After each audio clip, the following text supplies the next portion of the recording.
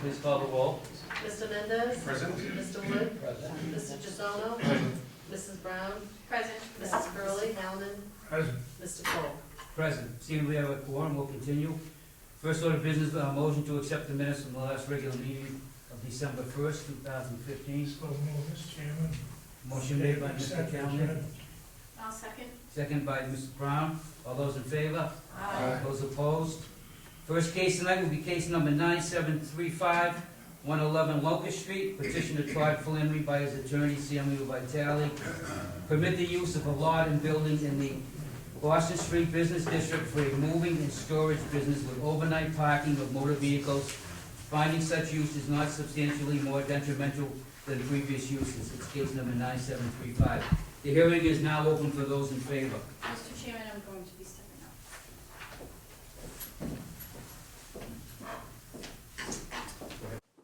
up. Thank you, Mr. Chairman. I'm Attorney Sam Vitale. With me this evening is Todd Flannery, who's the petitioner. I think it's important that the board focus on what he's asking for relief, what the facts are, and the history of this site.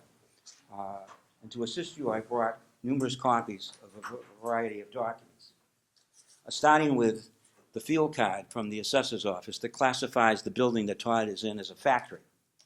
And the reason for that, and I know Mr. Callen's old enough, and I sort of remember, I think it was in high school, when the Ardros leather factory burned across from Pine Grove Cemetery. And there are people here who know the Allerton Street GE. This area was zoned up until March the 24th, 2015, as industrial. And in fact, the site of the stadium condominiums was where Star Sportswear and Schwartz and Benjamin were. The area has been zoned since most of the zone ordinance map has been in effect in the city of Lynn as either light or heavy industry.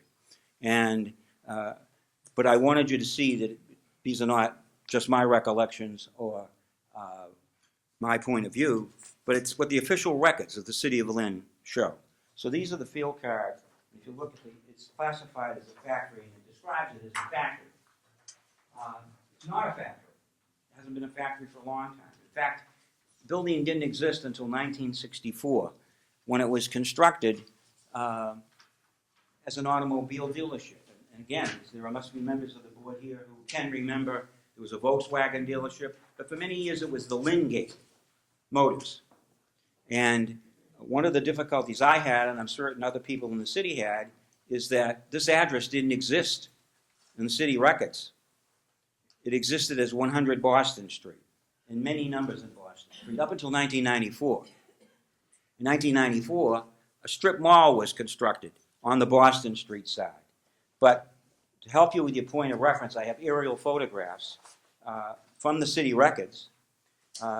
This is the adjoining lot that shows the big lots, and it goes over to CVS, and it just shows basically at the rear of the CVS this building. This isn't the best aerial view, but it is an aerial view that shows the development of the Boston Street commercial corridor.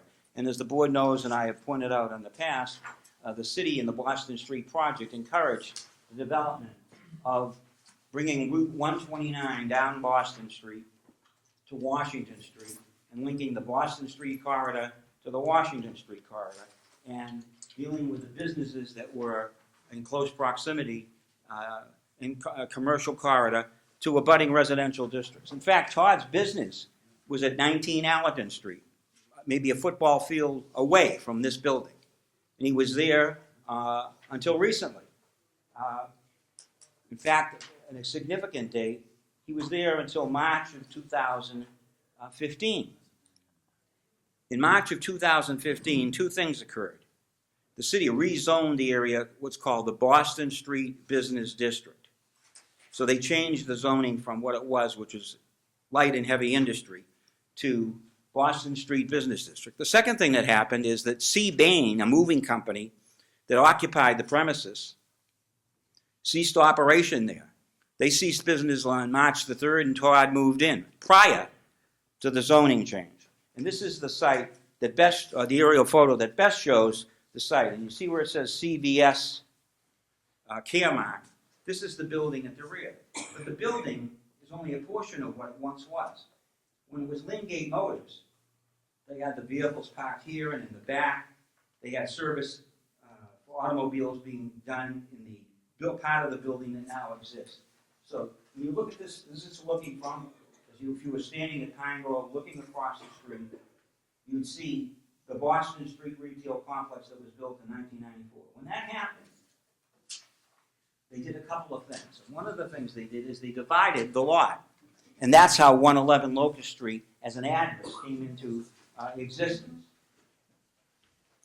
And I have a series of plans, and I have sets for each of you that follow this timetable. They show the history of the lot with its approvals by the City of Lynn Planning Board, both as to the subdivision of the lot and for the site plan approval for the building of the shopping mall. So they are chronologically, and I'll hand them out and then I'll keep one to go over the dates. But what they show is a period of time in which the property got divided into its current configuration. And part of that configuration was to separate so you could not drive from Locust to Boston or from Boston to Locust, because that was one of the conditions that the planning board, when it gave approval to the project, asked that that be done. And so that was in fact done. And the way it was done is that the building, a portion was demolished, and there was no means of passage from Locust to Boston. Prior to this, one could drive from Boston to Locust because it was all Lingate property. So the first plan is the one, plan of land done in 1964. If you look at that lot, you'll see the site, though it's not known as 100 Locust. It's known as Boston Street. And it was a large lot. It's this large 147,000 square foot lot. It ran from Boston to Locust. And then what happened in 1991, there's a configuration that shows the Locust Street lot, and it shows the existing concrete building, and it shows the planning board approving a subdivision, dividing these lots. And then in 1994, which is the critical one, it says on the plan that they're going to demolish part of the existing building, and you'll see it created this lot of 58,000 square feet, which is now known as 111 Locust. And you have the plan that I filed, which was the March plan, when the building and the site were acquired and sold, and it says existing building. And the very last one is the assessors map. If you look at the assessors map, it has the numbers. And the numbers that it had, it shows 111 Locust, but it shows Boston Street, 102, 98, 94, 90, 96. That's the strip mall that was built. So this is how this lot came to be. It came to be with the approval of the planning board and subdivision plan, and it came to be with the city approving the construction of a retail mall in 1994 that's shown in the second aerial photo that I gave you. I couldn't find 111 Locust when I was looking, and then I finally figured it out that it was 100 Boston Street. So when I pulled the permits that the city had issued in the past, and there's a series of them, and they're also in chronological order,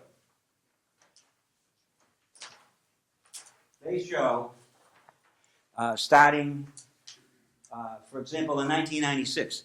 This is when Lingate Motors was built. The building was built in 1964.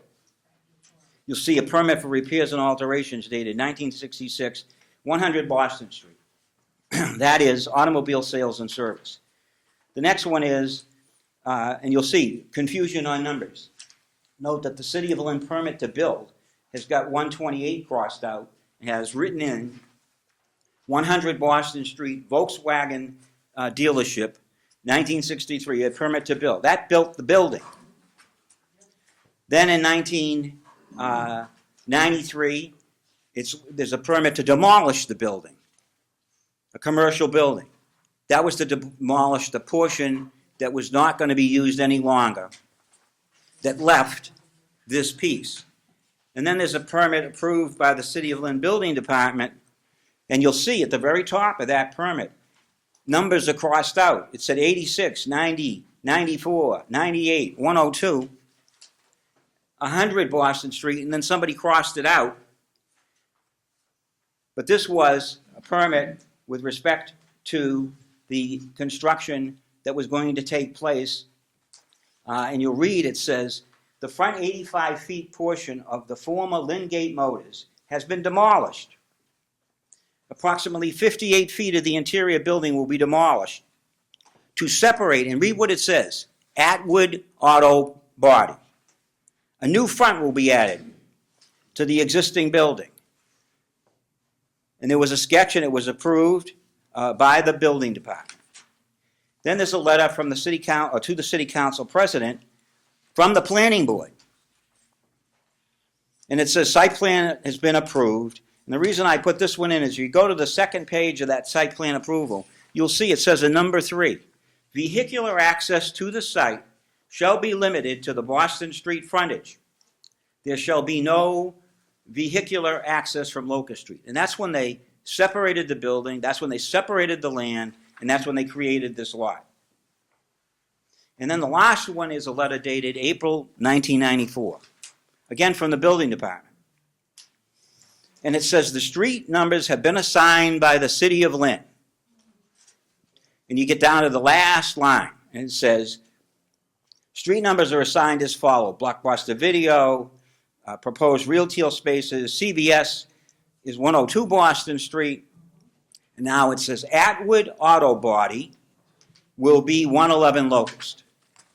So those were the approved plans and the approvals given by the City of Lynn with prior and previous uses. I went back and checked with respect to, because I didn't just want to rely on my memory as far as Lynngate Motors.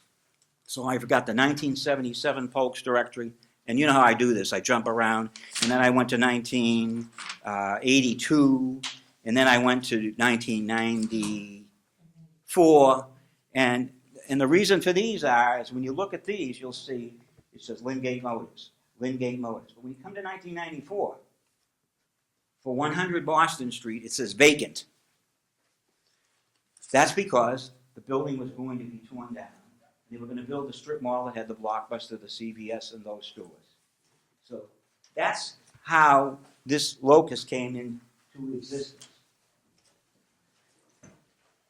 But the real question is, what was there before? And why do I say that? Because our request for relief is that we want to use the property in substantially the same manner as it had been done and for the same purpose that it had been used as prior uses.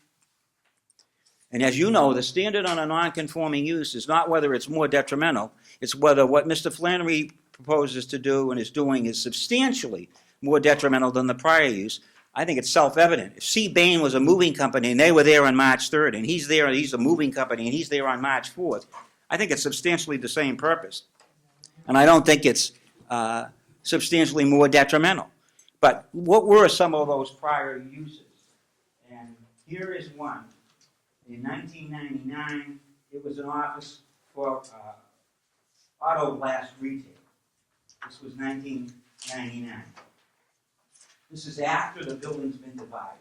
This is after it's got an address. And this is a certificate of occupancy from the City of Lynn Building Department. It's an auto glass facility. And you may remember, and I do remember, the telephone company. I even remember when it was Bell Atlantic. They used to park their trucks right there. It used to be the telephone company garage. I know because I used to fill up at the gas station. It was Casey's gas station. And I'd see the telephone company trucks coming over from the garage and filling up. So that was one use. Then here's another use. In 2003, they were building Manning Field. They were taking down Manning Bowl. They were building Manning Field. And where did they put the construction trailer? At 111 Locust Street. That's where the construction trailer is. In fact, you may even remember, this is recent history, the movie's playing right now, Joy with Jennifer Lawrence. filmed in Lynn. And where did the movie company park its vehicles while they were filming at the site of McDonald's? They parked at 111 Locust. That's where the movie company parked its vehicles. And the city cooperated because it wanted to encourage the production of the movie in the city of Lynn.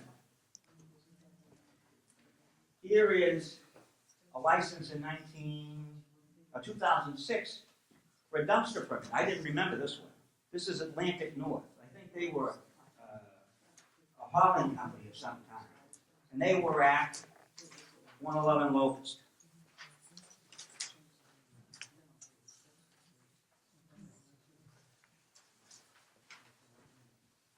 This is the same user, Mark Wetherell.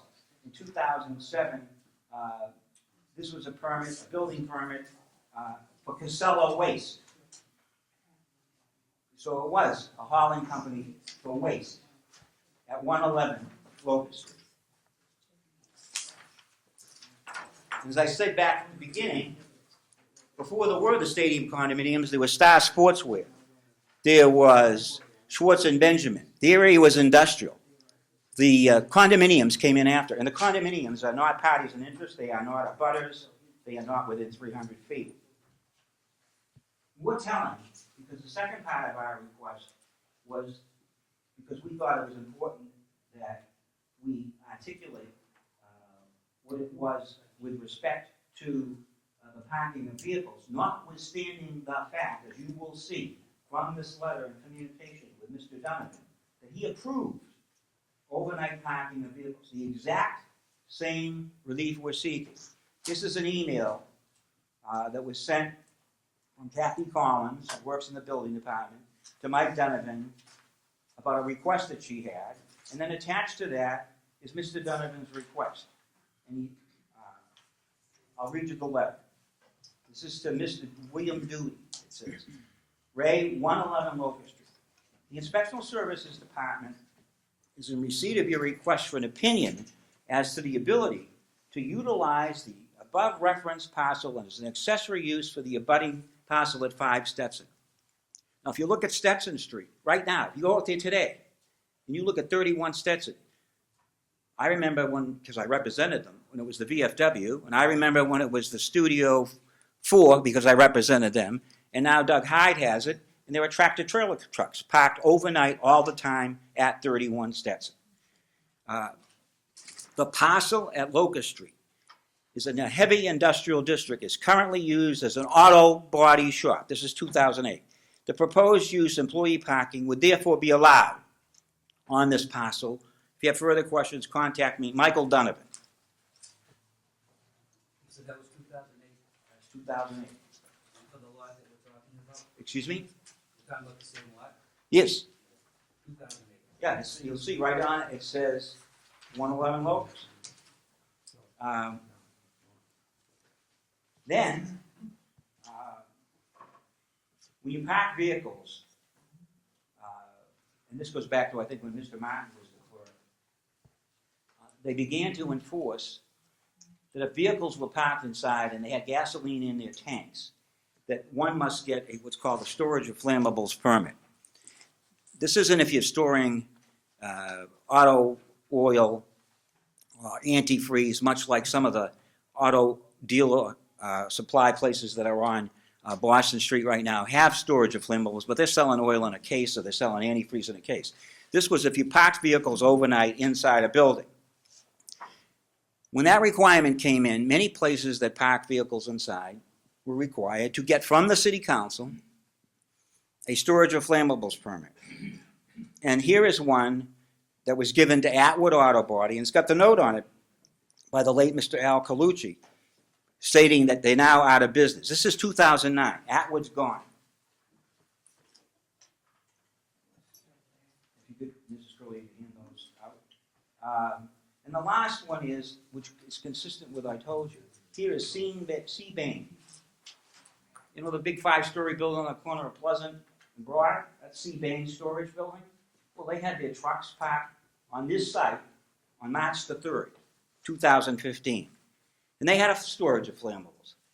And that license expired because they didn't renew, because they were moving to Linden Street. But they were there. So, as you can see, the history of the site has been one of uses that were consistent with what the city had approved for uses that were permitted in that district. So what happened? Well, when they changed on March the 24th, 2015, it became a business district, the Boston Street Business District.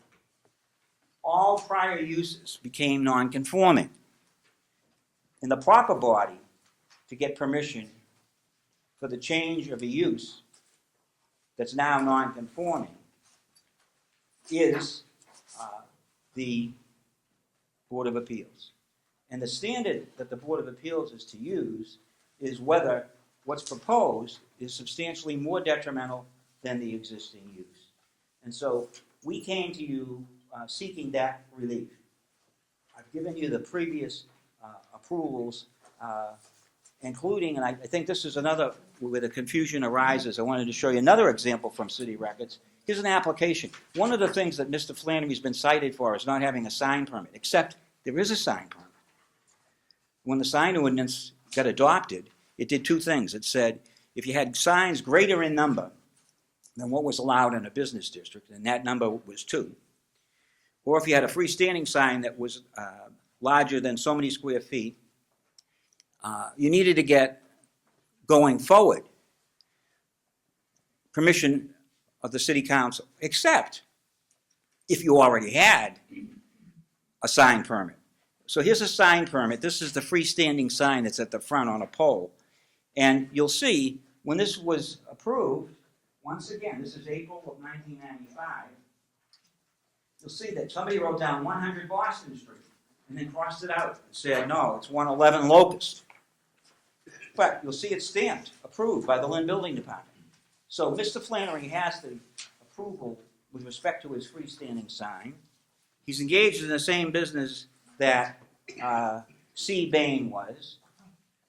He wants to park vehicles there overnight, as Mr. Donovan said in 2007 or 8, was a permitted use. And he needs you to make a determination, which is, I think the board is familiar with, which is known as a 40A6 finding.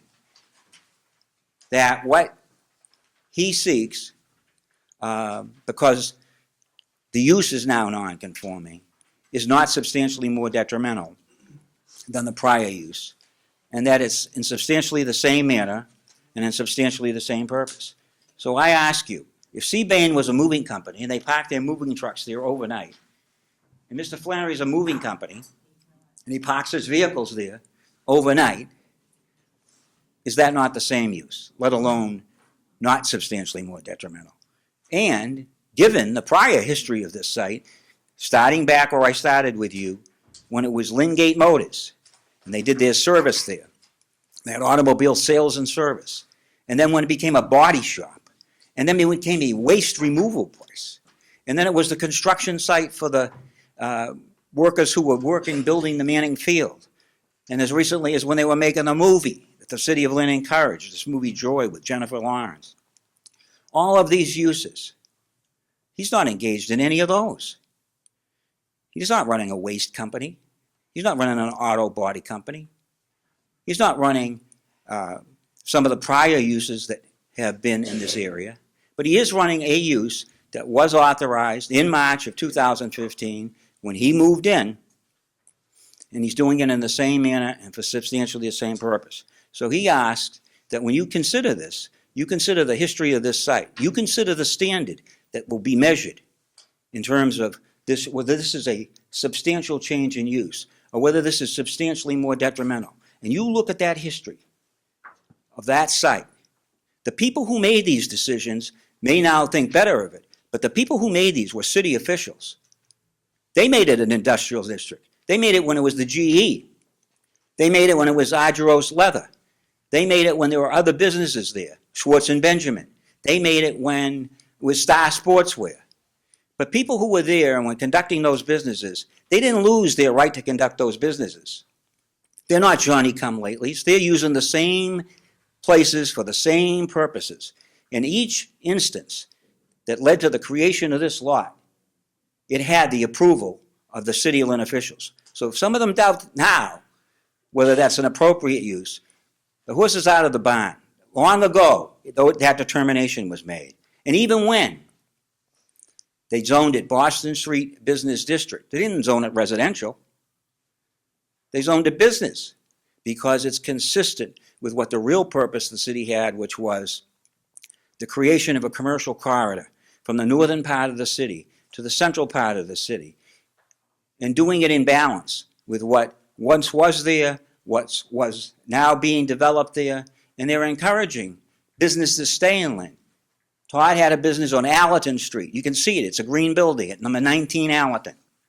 You can stand at that building and look and see the new building that he's in. And he wants to stay in Lynn and conduct business. And he's been a good businessman. What happened to the Allerton Street property? He sold it.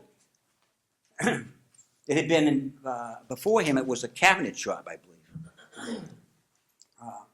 But I just wanted to leave you with this. This is an article that was in the paper, I think, November 20. And it's about a helping hand from a handyman. And it's on the front page of the Daily Item.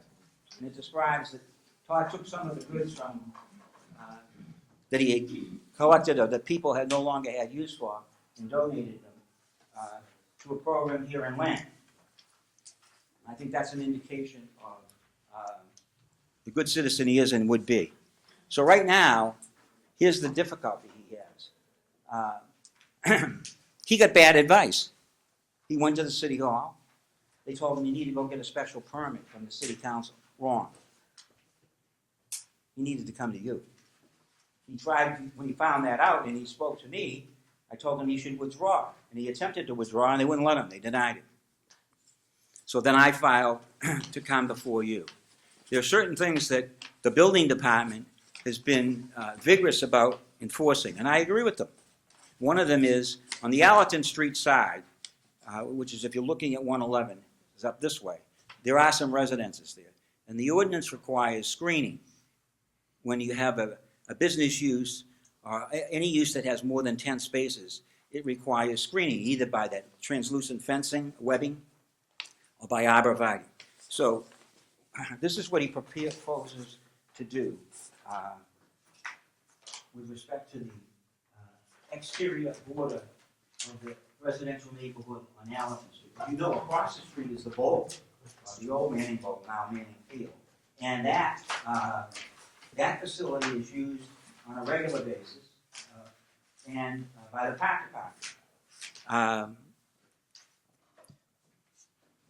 Essentially what happens, not unlike other businessmen in Lynn, people show up at work, they get an assignment. We're going to go X to Y. They take the truck out of the garage, they drive to where they're going, they go to the next stop, they go to the next stop. At the end of the day, they come back, they park the truck. They offload the truck. That's what they do. They're movers, and they're handymen. They're not a waste company like Casella Waste was or Atlantic North. They're not Bell Atlantic parking telephone trucks there. So I would suggest, and they're not an auto body shop with a spray booth and those attendant facilities. It's a simple business that requires a place to conduct business. And the city, in its zeal to rezone, is going to be driving tradesmen. A guy that's a plumber. You know, because you enforce it. You can't take a commercial vehicle home at night and park it out on the street. You do that, you zealously guard that in the residential neighborhoods there aren't commercial vehicles. Well, if you can't take it home, you got to have a place to put it. And if you can't put it at a place that's your business, where do you propose people who are in business who have commercial vehicles conduct their business? There are many, increasingly, it's going to make industrial property very worthwhile to own and very valuable because there are decreasing sites in the city. This last rezoning of the zone map, if you saw it, it's the first time I've ever seen they went down particular addresses. And when they came to Locust Street, strangely enough, and they rezoned some parts of it, they didn't do this piece. I looked at the various numbers. If you looked at the zone ordinance map, what they changed, there were 5 or 6 addresses that they changed from, I think, Boston Street Business to R, 4 or 5. So they were particular. And they also put a limit on how long the Boston Street Business District would be in effect, but they've now renewed it. But it was supposed to expire this month. But then they renewed it in this most recent zone change in the fall. So now you have the Boston Street Business District, which essentially encompasses from the Pine Grove Cemetery across the street and all these areas, Allerton Street, Ford, Locust, Stetson. It's all business. And Mr. Flannery is engaged in business. He's in the moving business. And he wants to keep his moving business in Lynn. In order to do that, he needs you to make a determination that what he proposes to do and is doing is not substantially more detrimental than prior uses, and I've given you what the records reflect of the prior uses, and I suggest to you that that demonstrates that he's met the burden with a 40A6 finding. I'd be glad to answer any questions. Where is this going to be? Along, they wanted it screened. So one part, the only place he abuts residences, okay, is along Allerton Street. So if you're looking at Locust, if you were standing at Manning Field looking at his property, up here is Allerton Street. But he was going to put fencing and arborvitae's around it. Right now he's got a flat top covering it because they wanted him to screen it. But the ordinance doesn't require that it be screened entirely. It says where you abut a residential district or a district that's used by residences. And those are the people who live along Allerton. So this is if I was standing facing the building, this is on the right-hand side with that broken down. Well, I think you can see the sign right here. I'm looking at it upside down. The front. Is that right? I think that's the sign. Yes, this is the front of the building. This is where the gate would be. Yeah. Yes, he Where was all going that black Yes. garbage. The fence needs to be replaced. to $12,000. So to put a new fence in, but just didn't want to go ahead and, I had Olson come out to give us a price, it's $12,000, put a new fencing gate in with the mesh, because that fence is too far gone. But I didn't want to do it. So we gotta take that out. No, but right now, you could get killed coming out of that yard because you can't. I couldn't driving out, I couldn't see the sidewalk, I couldn't see the street. Well, they required, They made me do that. right, the building department made him screen it. Well, that's the front. What about the side? If you're standing in the front, on the right-hand side, all those residential homes. There's 12 to 15 foot fencing along the whole side, which has got brown. It's a disgrace. It's got rubber. It's half broken. The whole back end of that is all broken, falling down. And it only goes so far. He's been there since And March. the front is a little tiny fence. I know, but he's telling me what's there, and I'm telling him what's there. I understand, but what he's committed to do, I told you, is that I've explained to him, he understands that along residential neighborhoods, you must have either 6 foot high or a height of a particular kind of arborvitae that grows all the time. So those have to be planted, and they have to be planted in seasons. I got somebody now at Granite Street who's trying to plant and can't because of the conditions. But come the spring, you can plant the arborvitae's. It's a question of what's actually more costly, planting of the arborvitae's, which have to be maintained to some extent, or installation of this translucent fencing, which once you make the expenditure doesn't have to be as maintained as the landscape. But as far as those people on Allerton Street, they're entitled and they'd have screening. The problem has been people who, for aesthetic reasons, okay, have made demands with respect to looking at the building from the front. Where they've been the last 40 years, I don't know, but we're prepared to address it, okay? I mean, the screening that you see there now is because the building department told him to screen it off. But he understands it, as he said, he got an estimate of $12,000. You can't put the slots in on that fence, it's too far gone. You probably can't do the You're wet. talking about the front. The You're front, talking about the front and the sides? Yes. the front and side. I have a question, Sam. Sam, you referenced Mike Donovan gave permission for overnight parking. Yes. He didn't give permission for overnight parking, he only gave permission to park there for a year. It wasn't long-term parking, it was only for a I year. understand, but it's not a use that wasn't there before, and in fact, It says nothing about overnight though. well, that's what I'm asking you. Okay? And I'm suggesting to you that C. Bain, the moving company, brought its tractor trailers to that site, unloaded them, packed them, and then the next day they went to the next job site. I'm just trying to ask for what I think is required, but it's not something that hasn't been there before. Through the attorney, one question. I just got a basic question. Is the petitioner the actual owner of the property? He's a tenant. He has a lease. PK, I think it's LLC is the owner. They bought it. Mr. Hackett, who owns the front shopping mall area, sold off the back piece in right around the same point in time when Bain moved out and Todd moved in. But he has a proprietary interest. He's the current tenant. But he's not the owner. No, PK Funding is. All right, so how much of a lease does that, is this a petition? Yes. And Mr. Flannery? Yes, sir. How long a lease do you have? Is, Are you a tenant at will or something?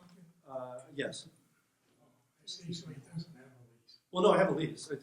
I'm there as long as I can be there. The people who are involved, it's a limited liability corporation that owns the property. They spun off this piece to another. If you saw the transactions, it went from what they call a sale of convenience. It was sold on the same day, twice. And that's partly to divide the front shopping center area from the rear that has this piece. And Mr. Vitale, as you well know, most of the people come before the board, they have a parking plan, a certified parking plan by a registered land surveyor. Do you have one of those for this? I have the plan that was done by the surveyor at the time the building was sold. And it was filed with it. I don't see that. All right, well, let me find the plans file and show you. It was attached.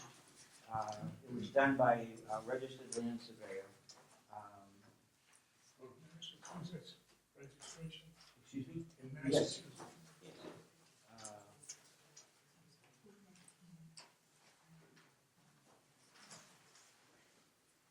This was the site as it was at the time Mr. Flannery moved down. But it doesn't show the regular. Well, the parking of his vehicles are in the garage.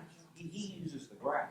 Yeah, but right now, they're all And that's why we asked to get permission to park in the lot. But as far as design specifications, and it's a 55 or 58,000 square foot lot. The building takes up maybe 20% of that. In fact, I got the property records. I wanted to go back to the question about PK funding. How many vehicles are you looking at parking in the parking lot on a daily basis? 25, 20. Yeah, these are the deeds. All This business is, vehicles, all for your business? Yes, and some of them, I have 2 landscapers on each corner that are renting to leave their trucks to come in and out to help pay with the rent. that would be the overnight park. That would be the rent. Do they have a sublease with you, or do they have a sublease with the owner? There's no sublease with anybody now. You're just letting them use it? Yes. These are whoever had the property question. There were 2 deeds on the same day, April the 29th, 2015. One for $1 and one for $700,000,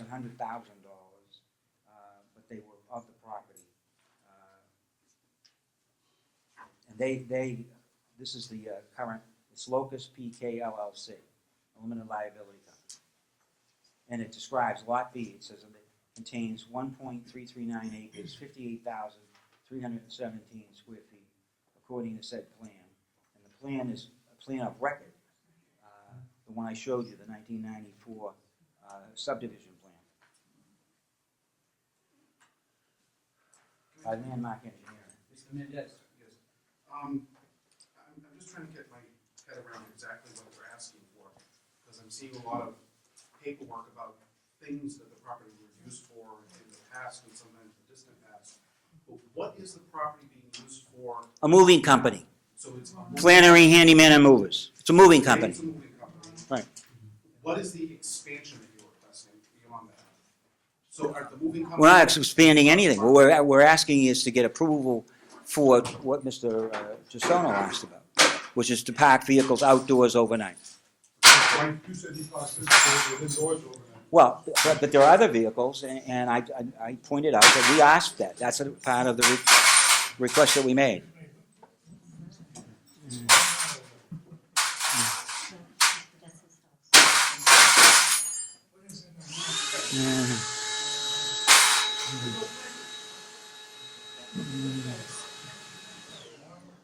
This is the fence. This is the fence. Excuse me, I have the microphone. When it's your turn, you get to speak. You can ask the chairman, and I don't think he'll recognize you now. Let's put it this way, we're gonna hear for those in favor, and then we close it, and we open the hearing for those in opposition. And anybody that can speak, and those that wanna raise their hand but not speak, we'll also Yeah, acknowledge and you. you can't leave that on the floor, it's dangerous. Pick it up and take it out of here. Remove this. Get it out of here, it's an abstract, we don't need those. Yeah, well, That's it, someone's gonna trip on that. sure, I will ask for permission. When the chairman gives you permission, Okay, you will have the floor. I'm sorry Get for that this out of here. illegal demonstration, but We I don't need this a is this. demonstration right now. May I will ask a Excuse me. question later? Excuse me. We'll have your opportunity to speak. Okay, thank you. Right, Sally. I was answering, I think, Mr. Schultz. So I just want to make one point of. Oh, and Mr. Mendez. So it's a moving company. So right now, it's a moving company. Right, if you look at the Lynn item front page story, November the 20th, it describes his business, right there. So are these vehicles being parked overnight right now? I guess I'm trying to ask, what is different? What are you proposing that is different than what is? I don't think I'm proposing anything that's different. I'm just asking So for approval because is he the, didn't change the use, they changed the zone map. So where he is changed, what he's doing didn't change. but if his use before they changed the zoning was legal. It then becomes becomes non-conforming. non-conforming. It doesn't become illegal, it becomes It becomes non-conforming. non-conforming, yeah. Right, and that's what why I'm we're saying. here. But if that's the case, then why do you have to come to us to ask us to do something? Because the statute, the State Zoning Enabling Act says that if you have a non-conforming use or a non-conforming structure, and you make a change, you need, or there is a change that makes you non-conforming. You told me it was conforming until March the 24th, 2015. Well, I guess that's the point of what I'm not understanding. What is the change that the petitioner is making in his use? He's not making any change in his use. The city changed the zone district. You can live in East Lynn and be in a two-family home, and when they made that corridor that starts at the Atlantic Ocean and goes along the Swampscott line, the Salem line, to the Peabody line, to the Linfield line, and essentially most of East Lynn became single-family, and you lived there, and you lived in a two-family house, you didn't change anything, but your zoning became single-family. Well, let me make that similar analogy. If I own a three-family, and all of a sudden the zoning goes to single-family, Yeah? would I have to come before this board to ask to continue to keep my three-family? If you, as long as you'd stay there, but if someone else comes along and wants to change the use, or change it to a two-family, or change it to anything other than a single-family, or continue the use, So was he there before? he was there on March the 3rd. The zone ordinance changed on March the 24th. C. Bain was there. You've got the permit. It was there till March 31. So what happened is the zone district He changed. was there before the zoning change? Absolutely. So if he was there before the zoning change? Bain left on March the 3rd. But I get, I'm still. Well, because the building department has said he needs to get permission. I agree with you. You and I are on the same page. I don't think he needs permission to be a moving company, but for the fact that the building department has cited him saying you need a special permit. He doesn't need a special permit. The people who give special permits are the city council. The people who approve changes in non-conforming districts are the Board of Appeals. And to do that, you need what is required by the statute. It says you must make a determination. It's called a 40A, after the chapter, 40A6. And your finding has to be that what is proposed is not substantially more detrimental in its effect on the neighborhood than prior use. So that's why I gave you all the prior uses. And because I think when you look at all the prior uses, you can't conclude that his use is substantially more detrimental than previous use. What is the, So, one second, I'm sorry, Sam, but what he just said though is he's looking to lease space out to whoever, people you know, landscapers, whoever, to park their own And that's cars. the second part of his request. There's two parts to his request. One is to make a 40A6 finding. It's spelled out in the request. We asked for two things. I read what the petition said. Okay, so how many spaces are you renting out? How many vehicles are gonna be in there at any given time? What's the reason for the rent? Because you can't afford the property? It says a moving and storage business with overnight parking of motor vehicles. But is there any limit to the overnight Right. parking of motor vehicles, or is he just continuing what he's doing now? He's continuing what he was doing since March the 3rd, when Which is Bain parking moved his in. own vehicles? He's parking his vehicles, and he had these tradesmen who parked their vehicles, much like the phone company did, much like the other abutters did in the past, people who parked there. But so it's a twofold request. One is whether he can park vehicles overnight outdoors, which you don't need a storage of flammables permit for. And the second is whether he can park vehicles inside, which you do need a storage of flammables for. Bain had a storage of flammables permit because if you park vehicles that have gasoline in the tanks inside, you need a storage of flammables. So that deals with parking vehicles inside. That's a separate matter. But vehicles parked outside don't need a storage of flammables, but I agree with all of you that you need permission to park vehicles outside, even though it may be an industrial district or a business district because they're commercial vehicles. You can't park commercial vehicles on streets or on residential streets. So that's a two-part request. One is that relates to the building and its continuing use as a moving company, and the other is the parking of vehicles overnight outdoors. That's what the request is. Do we have a copy of the citation from the building department, from the inspectional services? We don't know who got cited. He's been cited on a sign permit, but we have I've given you the sign permit. He's been cited because they said he needed a special permit. And I then appealed that and filed, and the appeal is pending your determination as to whether what he's doing is substantially more detrimental than prior use. Except prior use. Mr. Vitale. Excuse me? The same. Right there, how many vehicles, I haven't seen a number here, like X amount of vehicles, it's always vehicles, how many? Like, you come up and talk to the board and explain it, you know, that's a broad description. Maybe I can elaborate on what he's asking. All the other information you gave us about everybody else that uses property and all the different things they used it for, right down to Mike Donovan's approval. They gave a quantity of vehicles, they gave a length of time, what were they doing with it, who was it that was gonna be parked in there? You guys are just looking for an arbitrary, this is gonna be a free-for-all down there. Whoever's gonna give you money is gonna park. It's the same people that, It sounds like it's the same people that have, since day one have been there. It's the same people, nobody knew. But, how many is there? There's What four- are there? there's How me many and three- times they coming in and out? There's me and 3 other small businesses that are there. We leave the trucks at night. And the guys come in the morning, they switch trucks, they take their, vehicles to get back and forth to work, get in their trucks and go to work. They're not working there. They're just coming and going. And we don't start till 7, and most days we're done at 4:30, 5 o'clock. We don't work Sundays. Are these other two businesses sublessors Yes. to you? Yes. So they're not co-lessees from the landlord? No. They rent from you? Yes. So basically, this is the contract. No, it's not. There's no piles of mulch. There's no piles of trash. It's just the truck. Excuse me, right now, it doesn't look too nice. I'm trying to fix it up, but I don't want to. Well, I'm only saying, we went in there the other day, and a neighbor, like a junkyard. Martha said one of the best things that was done in years, putting in that man field. So if you should have, like, one of our responsibilities with this board is to make sure when things come before us, that they blend well with the surrounding. Yep. With the, I just don't want to sink the money into the property and then lose it. I know, you can make all promises in the world, but what I see right now doesn't show me a lot of effort. And so, there's a lot of things you gotta do that are missing here for evidence, like that picture you have, whatever it is. Looks nice, but you don't have a complete plan. You don't have it.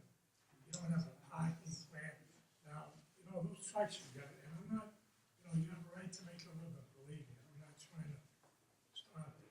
Those trucks are big, they're small, they come in and out. It's a blind exit.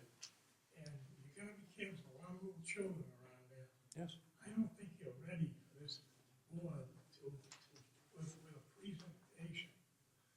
How can we vote on something that we don't know what we're doing here? We don't know how many vehicles, how long they're gonna be idling, cold weather and all that. We don't know. You know? And I imagine with all the people that, Mr. Chairman, can we just have a show of hands how many people are here for this? Yeah, we can do that, we're gonna get to that. Yeah, I know. I'd like to move the meeting Yeah, along, sure. if you don't mind. Is there anyone else wishing to speak in favor? Can I just ask another Absolutely, Mr. Mendez. Just one more question is, this special permit that's being requested, it does seem to have no, as Mr. Gisano said, no cap on the number of vehicles, that's a concern. But is this going to attach to the property for the future or only for this tenant? Well, if you read the zone ordinance, you'd see that it says that any change in a non-conforming use has to come before the Board of Appeals, number one. Number two, when you have a special permit, you impose conditions. So if you want to park one vehicle or 15 vehicles, that's the power of the board. That's not up. That's part one of my question. Yeah. Part two was, if hypothetically the board granted this special permit request, and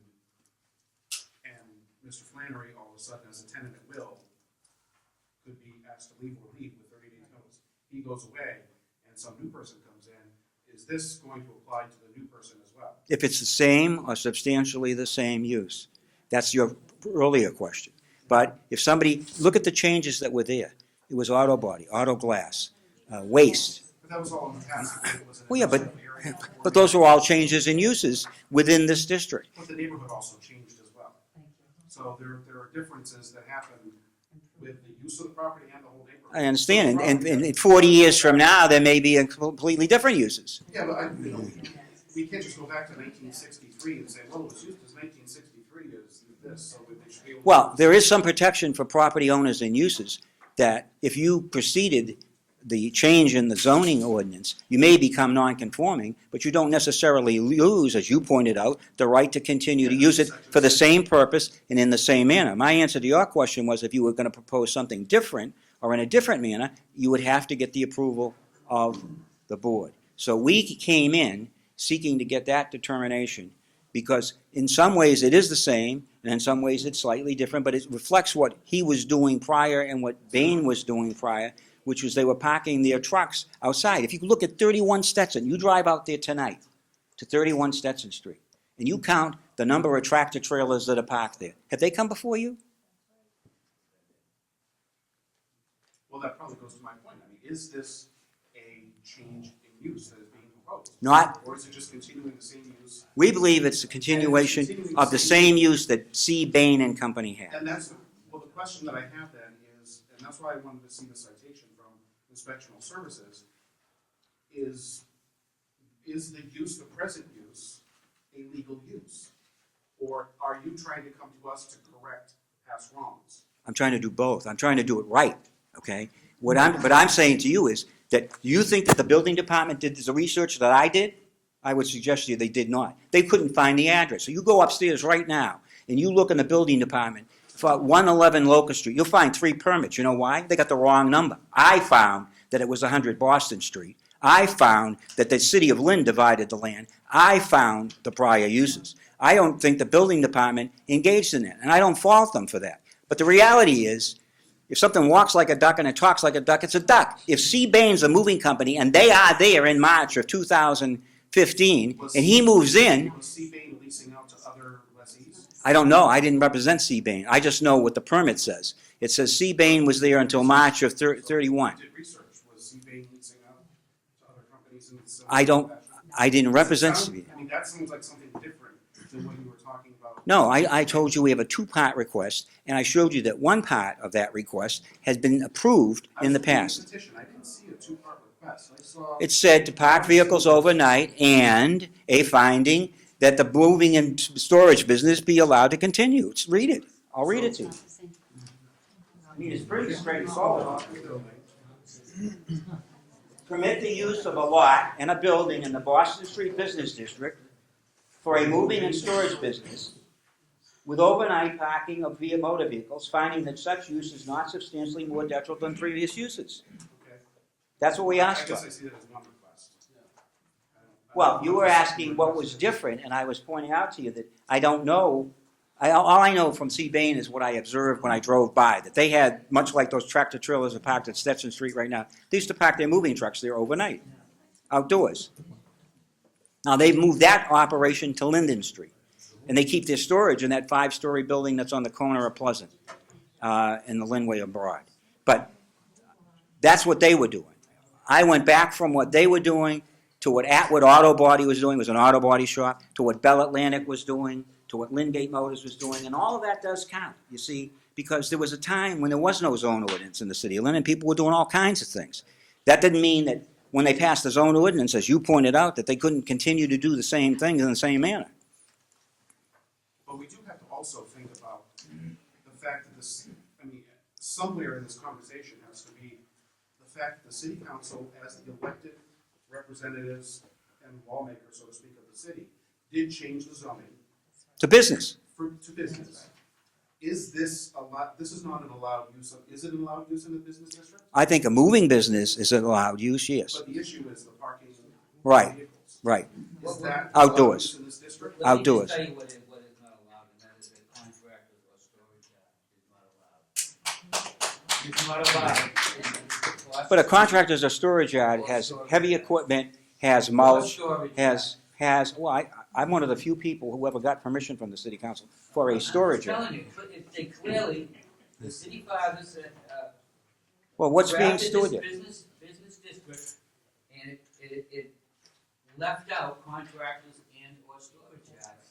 And if you look at the definition in the zone ordinance of what a contractor's yard is, or a storage yard, But you'll see. But you know something? They allowed a number of other businesses in that district, not this particular type of business. Well, it's not that they don't allow a moving business, that's not so. Just one other They thing. don't allow a contractor's yard, but read the definition of what is a contractor's yard.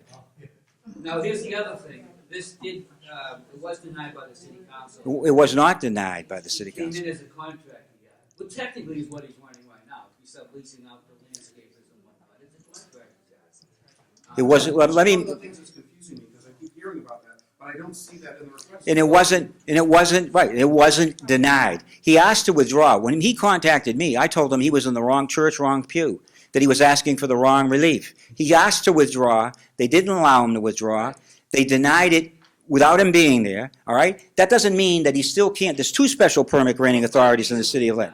No, it means his request to, it says that his request to have it removed without prejudice, not heard, was denied, okay? And so, you're right, he can't be. So what's the concern? He cannot be a contractor's yard. And as Mr. Mendez has pointed out, he hasn't asked to be a contractor's yard. Well, that But goes, that's another point. But is that the issue inspection services is bringing up? Are they basically saying? yes, He's a contractor's yard? right. And that was based on, That's the reason that you're here, right? no, the reason that we're here is I agree with them that he needs permission, but I don't agree that he needs permission of the city council, and I don't think he needs the permission that they say he needed, because all he needs is what I told you, is this 40A6 finding, that what he is doing is substantially the same purpose and for the same manner as the prior use. That was Seabain. Well, I'm still confused by the entire petition, because it sounds like, if I hear what you're saying, what you're asking us to do is just simply give a stamp of approval for him to continue to do what he's been doing all along. No, you have to make a finding that whether what he's doing is substantially more detrimental, not more detrimental, substantially more detrimental is what the statute said if you read it, substantially more detrimental in its effect on the neighborhood. And I would suggest to you that given on this history of this site, it can't be substantially more detrimental than the previous uses. How do we know that? Because you're not giving us any conclusive answer as to what you're gonna do there. How many people are gonna be there? How many people are He's coming? asked you for 2 things. One is to conduct his moving business. His moving business is on the front page of the Let's line. go past the moving business for a second. It's Right, and then- contractor and then- that we're not- no. everybody is- He did not ask to be a contractor's yard. If you have the zone ordinance, look at the definition of a contractor's What are you yard. asking? How many people are you looking to park here? Who's looking to park there? You are not giving us any of that information. Three Lynn businesses. Brennan Tree Service, George Brennan's son, JMJ Landscaping and Russo Construction. Yes, well, how many vehicles? You can't say Give 35 us a vehicles. number. I You said said 35 vehicles. 25 No, 25 No, to you didn't 30. say 25, you said 35. I wrote it All right, down when you 35. said All it. right, 35. How many of those are yours? Probably 16 of them, 17. You know the reason we keep asking you, you have a parking plan, certified parking plan by a land surveyor. We demand that on every case. You do not have one. The plan that we have is what the surveyor did in March. When No, the- but I don't see what you, I looked on 1,000. Any other questions? Anyone else wishing to speak in favor of the petition? Anyone else wishing to speak in favor? Hearing none, we'll close the hearing for those in favor. We will open the petition for those in opposition. Is there anyone wishing to speak in opposition? Excuse me? Diana? Counselor?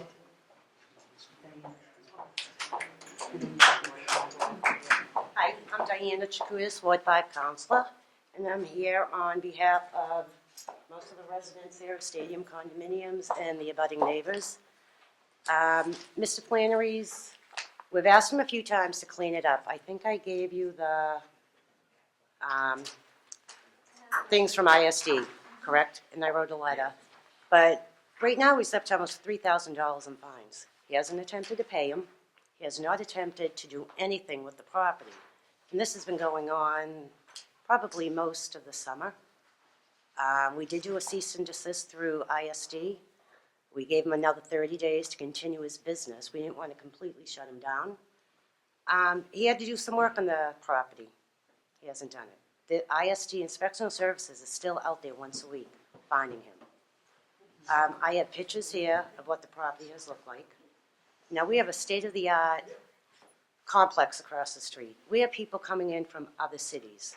You do want to sit up on the bleachers and look over to, right now, I'm sorry, but it looks like a junkyard. There was tree stumps, unregistered vehicles, pile of wood. It's a rodent. The rodents are going to start coming. We don't want that over there. Basically, if you want to look at the pictures, they're here, dump trucks, unregistered vehicles. As he was stating, it's not a contractor's yard. Well, if he's subleasing to a contractor, to me, it's a contractor's yard. Why would you have a contractor in there if it's not going to be a contractor's yard? Just basically on behalf, I don't think this is a good thing for the city at all. And if you want to hear from most of these residents, they're going to basically tell you the exact same thing. The trash is horrible. The weeds on the sides, the junk inside the yard, like I just repeating myself, unregistered vehicles. It needs to be cleaned, and we gave him the option. He has not done it at all. So we need something done. It needs to be cleaned up, and we don't think any other businesses should be in there. It should not be a moving company, because now it's going to be more storage in there. You're subleasing to the other people. One leaves, a different company comes in, we're not going to know what's going to be in there. And like you said, I don't know what kind of trucks, what other vehicles can be in there, so unless you want to hear from some of them, I think I basically covered what everyone was. Well, I'll tell you what we do. Anyone who would like to speak, and then, like I said, we'll do a show of hands and we'll record everybody who's in opposition to it in the sake of time. But if you'd like to come up here, please come up and give your name and address to the clerk. But just please consider what I was saying. I don't think this is good for that area right there. Thank you. Thank you.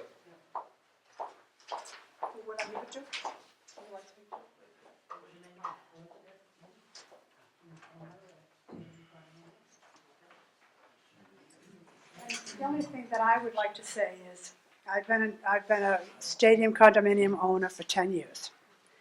And East Coast Properties is a business, and their business, they keep it like this all the time for the outside public to see. They've got flowers, they've got everything, shrubs and everything, and it's kept perfectly nice. Now, I was driving down the street through the summer with a friend of mine who was interested in getting a condominium there. But she asked me what the junkyard was. I didn't have an answer for her. Now, I saw wood chips, there was a cement mixer. The landscaping company that is leasing the property to put their trucks there were actually doing their work there. They were actually putting the limbs of trees in and making wood chips out of it. They were actually doing their job there. And there was one time that I think there was a question of having an auction by the Flannery business people of all of the junk or appliances or whatever it was they were collecting that people could go down there and buy. So I think that's not just a moving company. I think it's a contractor's yard, it's a junk yard, and it's not good for the property owners. It's not good for my property. My taxes just went up, as everybody else's did. And my assessment is starting to creep up, hopefully. You know, the business is getting better, but if this business continues to run down the neighborhood, my property values are gonna go right down. And, you know, this is something that I don't wanna see. But that's all I wanted to say. Thank you, Jamie. Oh, wait a second, we got someone else. Don't worry. You already had some time. Good evening. My name's Jamie Cerulli. I'm the Chief of Staff for the Mayor. The Mayor waited outside to speak in opposition, but she had to pick her son up. So she asked me to come forward and speak in opposition. We have received many complaints about the property, and none of the fines have been paid. Nothing's been done to change the way it exists since the summer. So I know the mayor wanted to go more into detail, but unfortunately she's not here. So I just wanted to represent her. Thank you. Thank you.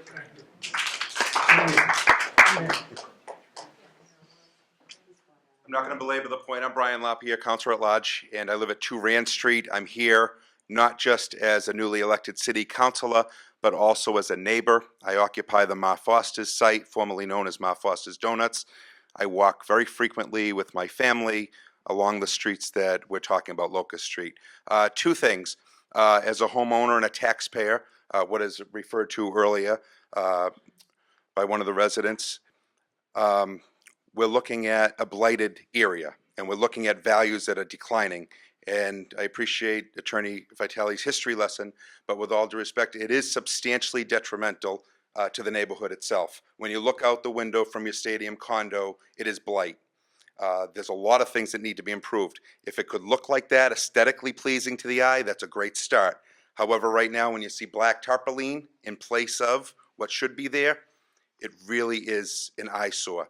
So I am delivering on a promise that I made to the stadium condos when I had a coffee there during the campaign on September 20th, and I'm here publicly to oppose this. And if it does reach the city council level at all, by way of a special permit, I will be in opposition to it. Thank you.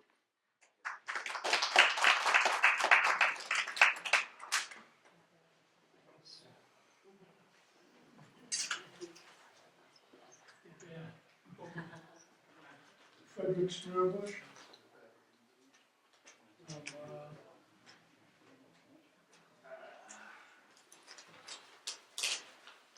I'm not a representative of the condo complex, but I owned a condominium there. And from what I hear tonight, this whole thing all boils down to like one word: progress. I didn't fall off the pumpkin wagon when I came in. I watched that tannery burn down that you talked about. I worked with a gas company when the Volkswagen was being installed, and I put the gas main into Volkswagen, and that was the day that Kennedy died. Like, you never forget those days. Like I say, I own one condo in the stadium condo complex. And the thing that I really wanted to talk about was I watched the real estate in the item to see what property is sold for what. This property was, don't quote me exactly, was just sold for like less than $1 million.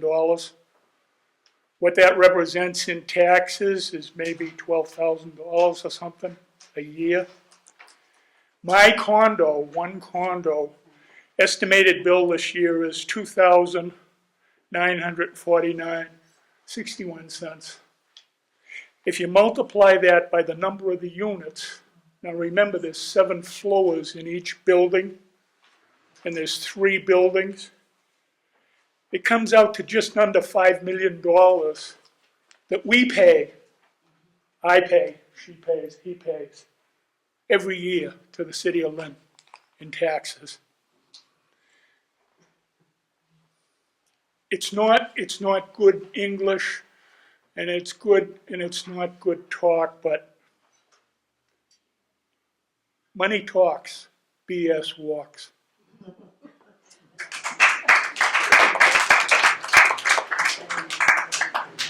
Yes, sir.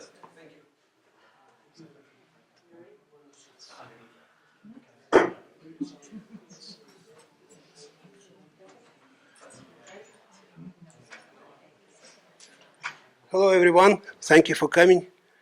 I promised a question. Mr. Vitali, right? Vitali, sorry about that. Sorry, my interruption, but can you tell me what is your address currently? 3 Townsend Terrace, Lynn, Mass. Okay. Ward 1. What it was? Point of information, if you have any issues with the project, let's do Yeah, what it was before. We're gonna talk about, I wanna hear you're in opposition to the project. Opposition. I lived in Lynn all my life, sir. No, the thing is that you're a little bit misleading East because, Lynn, now in Ward 1. yeah, Been a homeowner all that time.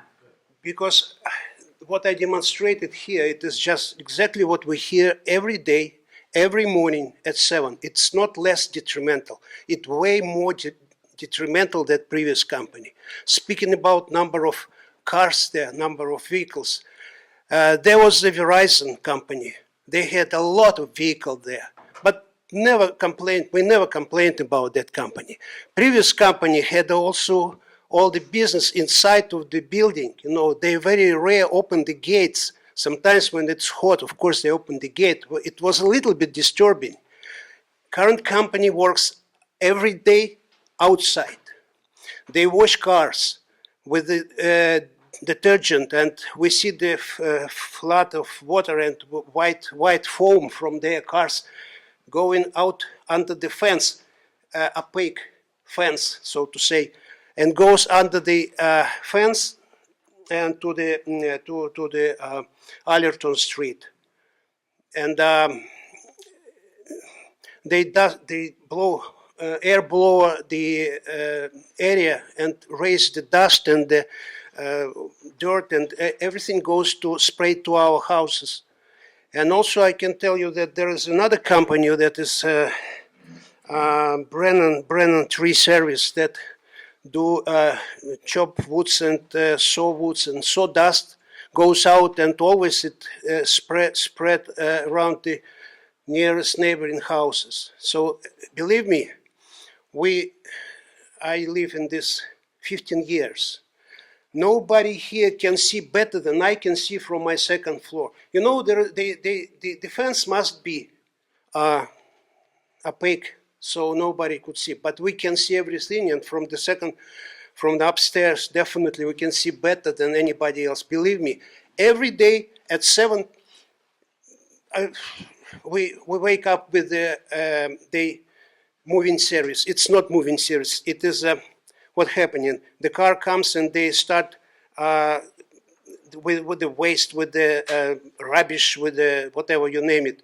You know, it start crashing into the big dumpster every day. It's literally impossible to. I already made 2 requests in the mail and have some preposition, maybe very interesting, you may find it. Because this year, Happy New Year, everybody. Because this year it will be 50 years when the Rolling Stones played the first concert in the United States in that stadium. It's a shame to have such, and believe me guys, I'm not against the company itself. The business they do is very important. They have very happy customers. Nobody complains about this. Probably, you know, they take whatever you name, you know, from clean the areas, clean the backyard, basements. It's okay, but location, definitely. Can I ask you a question? Were you at the Rolling Stones concert? I'm sorry. Oh, yeah. Were you at the Rolling Stones concert 50 years years ago? No, no, no. Well, I was.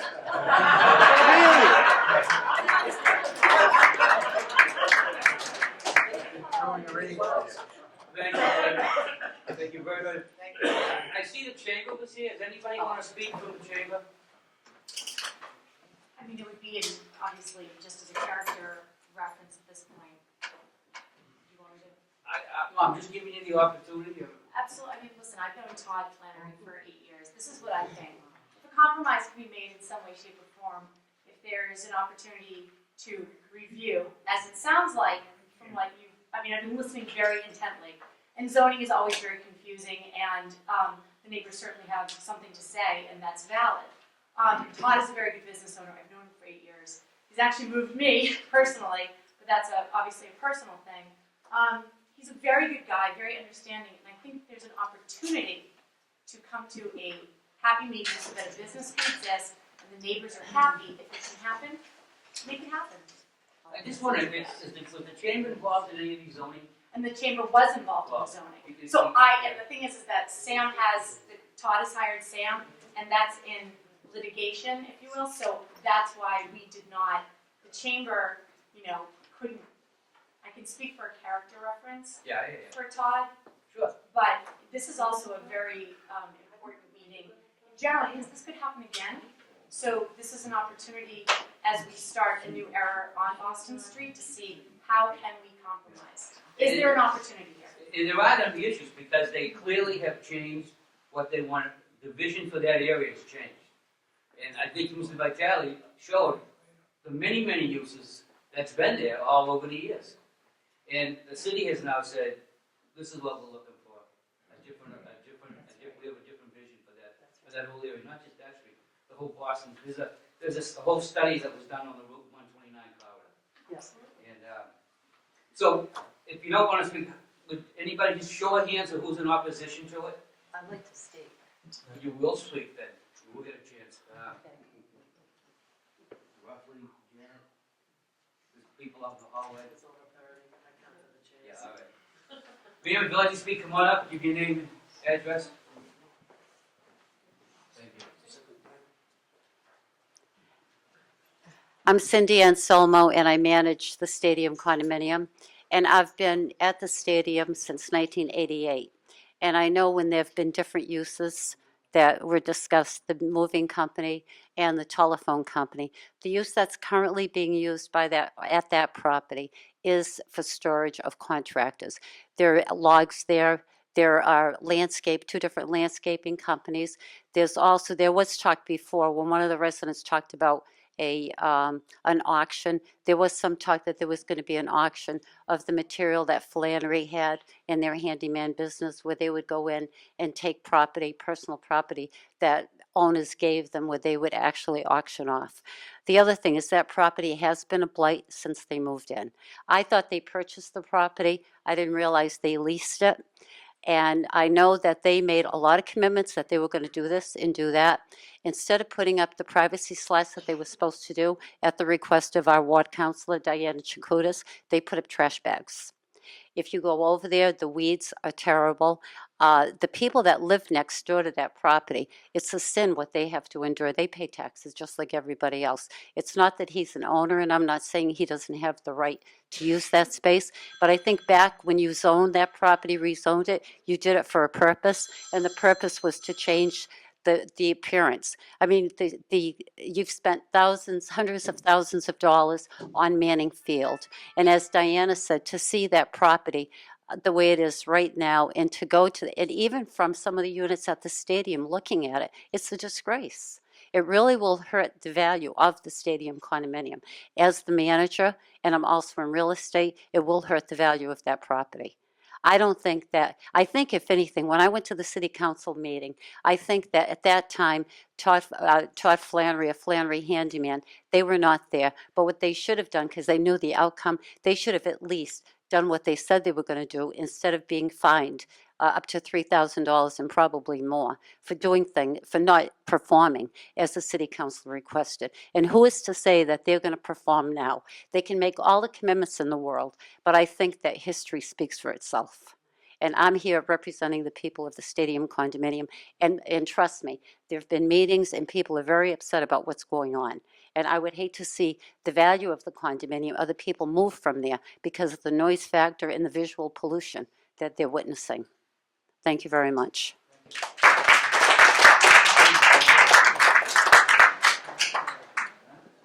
Go ahead.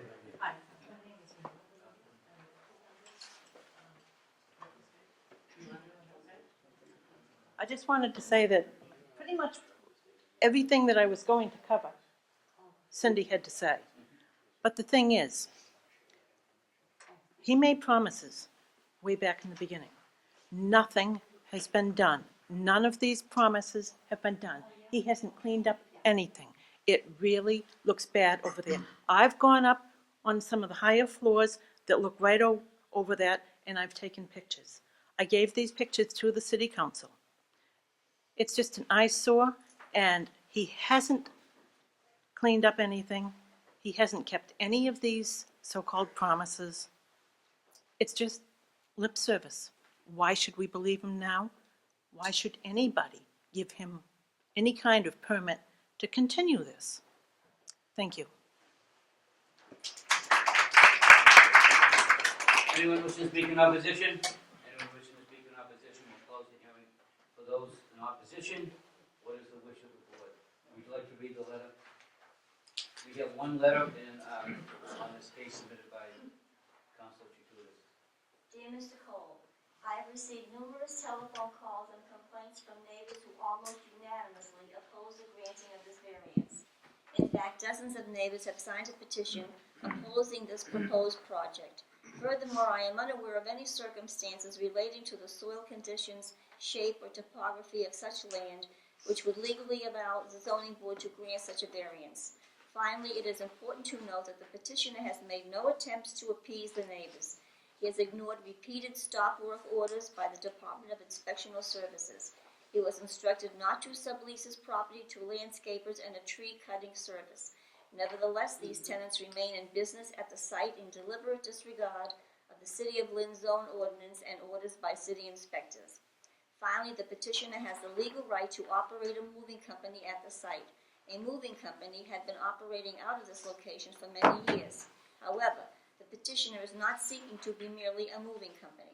Rather, he wishes to store items on site and essentially operate a contractor's yard. It also appears he wishes to continue to operate an illegal landscaping and tree cutting service at this location.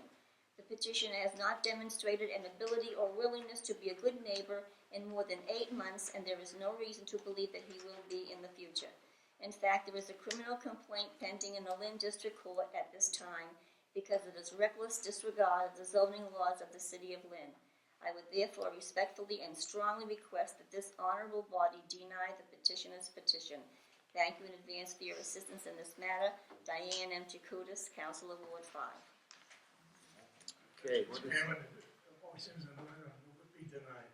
Motion made by I'll Mr. second. Callen to deny, I'll second that. seconded by Mr. Gisono. Please call the roll. Mr. Mendez? Yes to deny. Yes to deny. Mr. Gisono? Yes, today. Yes to deny. Mrs. Curley? Yes to deny. Yes to deny. Mr. Callen? Yes to deny. Yes to deny. Mr. Cole? Yes, Yes to deny. the petition has been denied. We're going to take a 5-minute recess.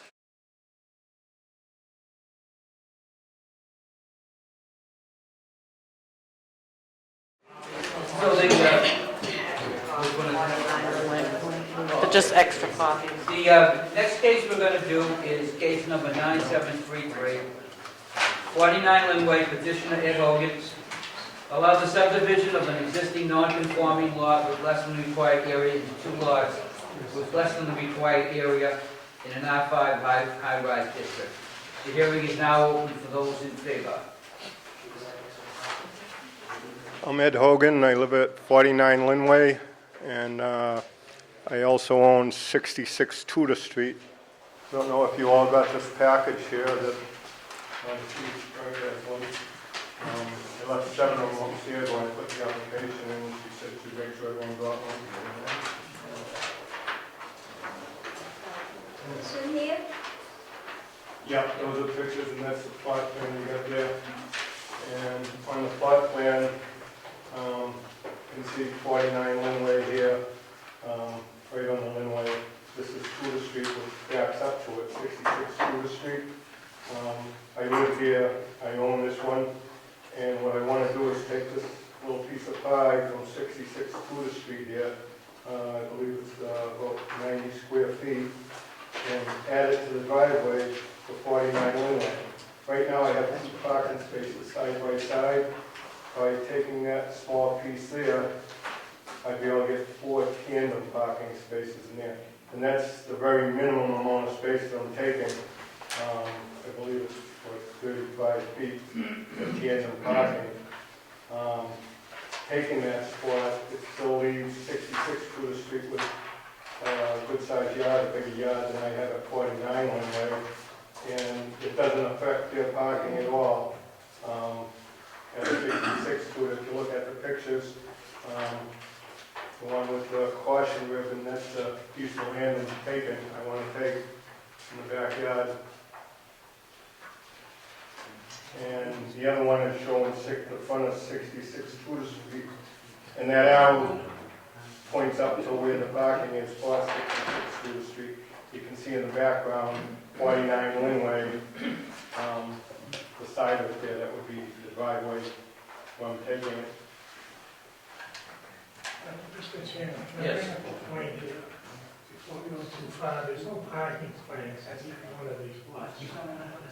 Right, certified, would you get a certified parking plan?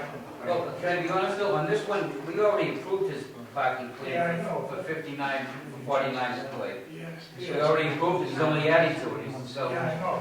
it can only be better than what we already approved. Yeah, right, but he's taking away land from here. To me, I don't feel comfortable unless I see a parking plan. I'm a registered land surveyor on this one, you know? I don't think you have that. Chuck Fear did this plot What I'm plan saying, you. for this purpose. This is before us. There was no parking plan. It just says parking and parking. What do you want for a plan? Well, by a certified, This is certified, Wait a minute. Chuck Fear. wait a minute. By a registered land survey, he weighs it out, the size of the parking spaces, and the setbacks and everything. We have that all planned when people come in here. The size is on here. Oh, where we have parking stalls. Size, Listen a minute. Where does it show a parking spaces and how you get in there and out of both places? oh, just one parking spot. We don't know that. That's what I'm saying. That come up in the large space, they have no parking. You don't have them. There it is there. You know it isn't. I don't see a parking plan before us. You want cars in there? What he's showing, what he means is Pardon? what he means is to show that these are the size of the spaces. That they fit in. That they fit in, you know, the 8.5 by 18 or 9.5. That's required in the zoning. Whatever the size in the zone. It's required. Chuck should have known that. Do you have the plan that we approved last time? No, I've got the approval in here. It's the approval for the house out in front. Yeah. They don't have Can the. you get a whole check of where you have and have them? He knows what the board wants. Oh, he knows I was coming to the board with it. I don't know anything about the board, knows what you short. We require them. It isn't a commercial parking lot or I- a business, it's Excuse homes. me, I can't vote on this the way it is. I don't have anything.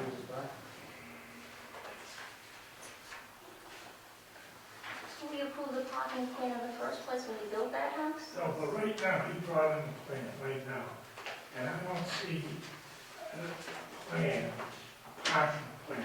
We approved the parking plan for 49 Linway, but not for But wait a the other minute, property, wait a minute. This, isn't it? But that's already existing on the other properties. Yeah, but you're shrinking that property. You're shrinking that lot. Right, exactly. Yeah, but nothing to interfere with the parking on that lot. How do we, Well, we don't know that, because there's no Did parking. you go down there? we don't know that. That's the issue.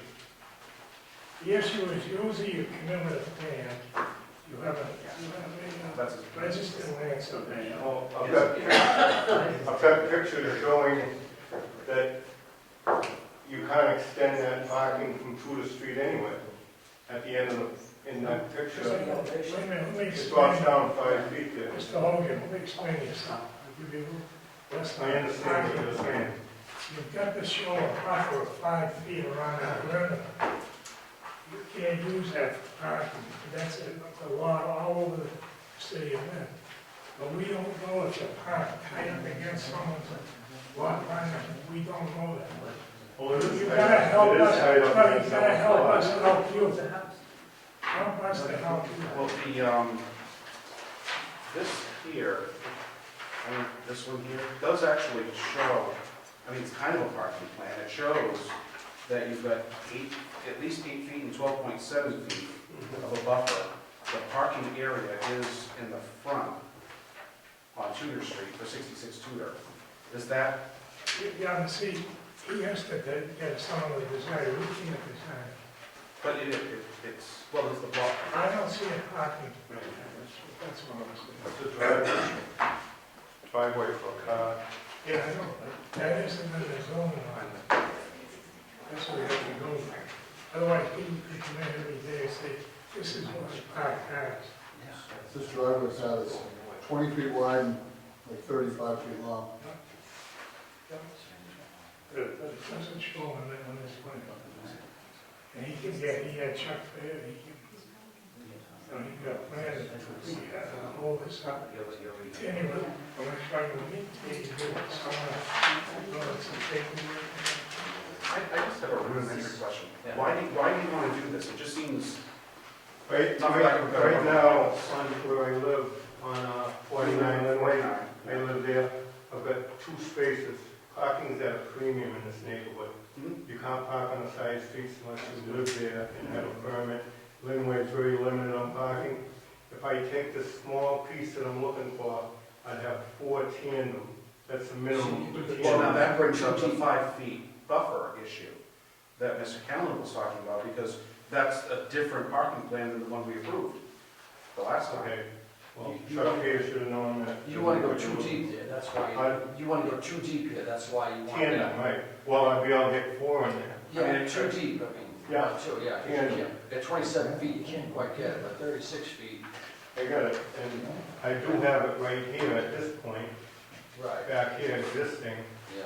but if I square it off like that, But I'd that's, have it on the side. but that's your motive to create, What? that's your motive to create 4 parking Right, spaces. right.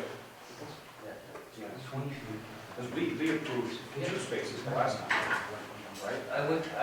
Unfortunately, it's not in the file, which I would like to have seen the plot plan that we approved, which we get a copy of. I think it was 2 spaces, I remember this one. It had to be a So now we're proposing 4, that I think requires a new parking plan, I think for both lots. I mean, the 66 is more of an academic question, but if you're increasing the parking spaces, we need to see a plan that shows that these parking spaces you're proposing respect some kind of buffer between property lines.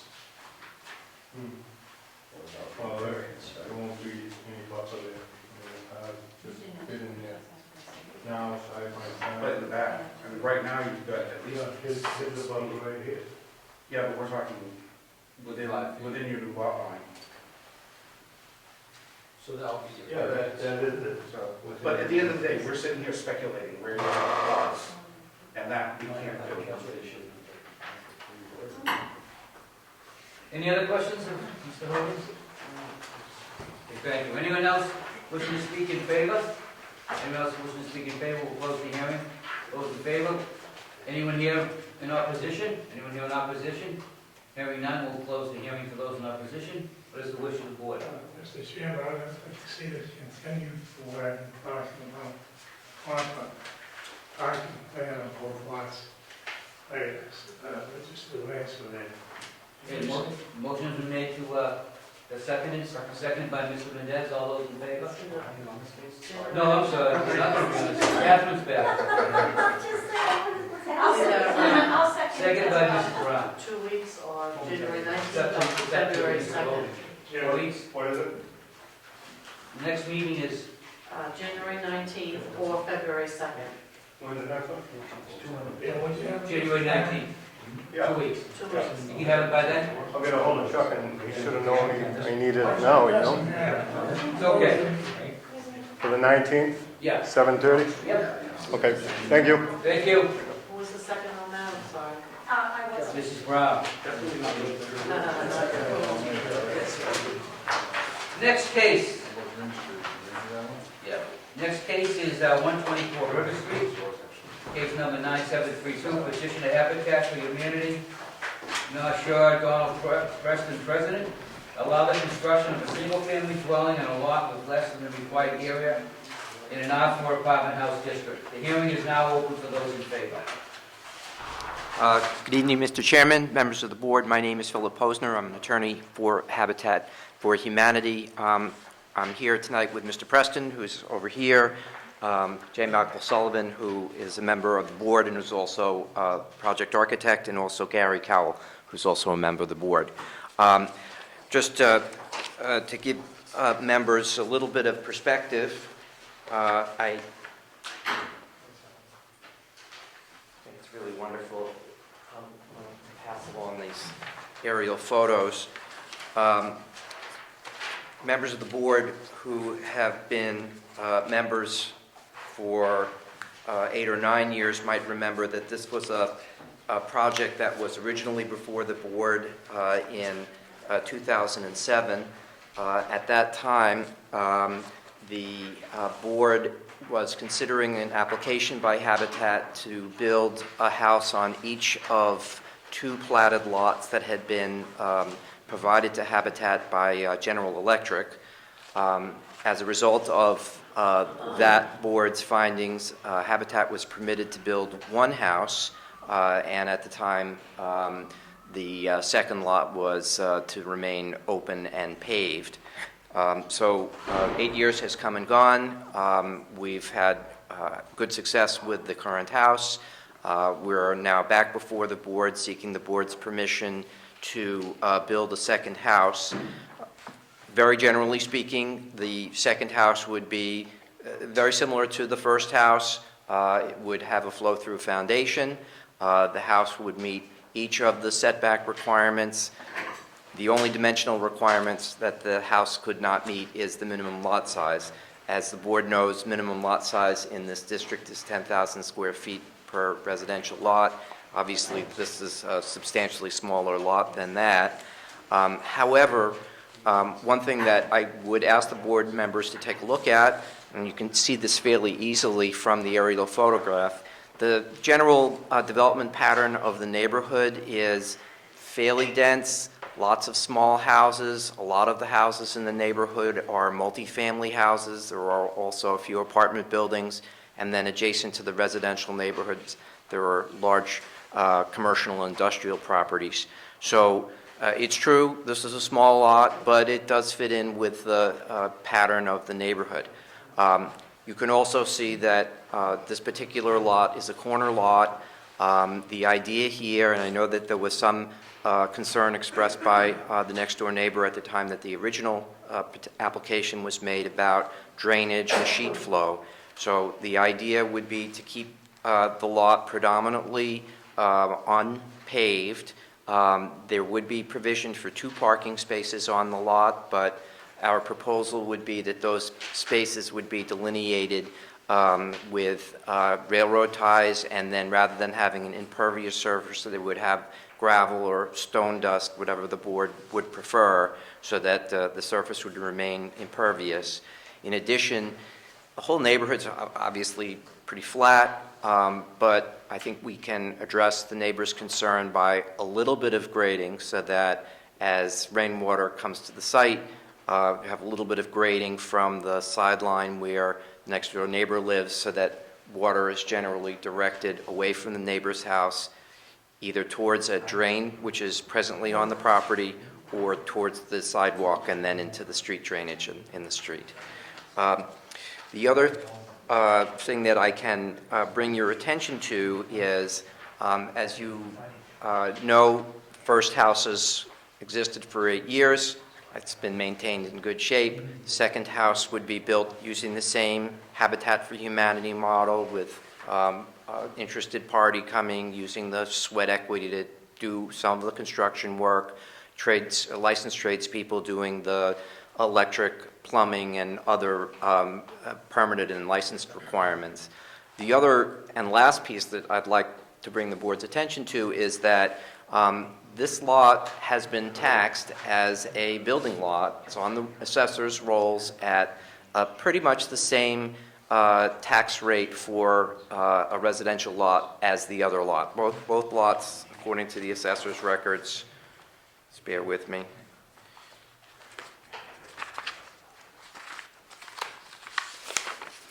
This is the 2016 assessment. I just pulled it out this evening.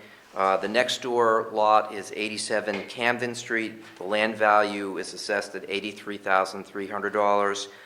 This one has a street address in the assessor's office, and the tax assessment is at $84,300. So it's actually assessed another $1,000. So the Habitat Group has been a taxpayer in the city.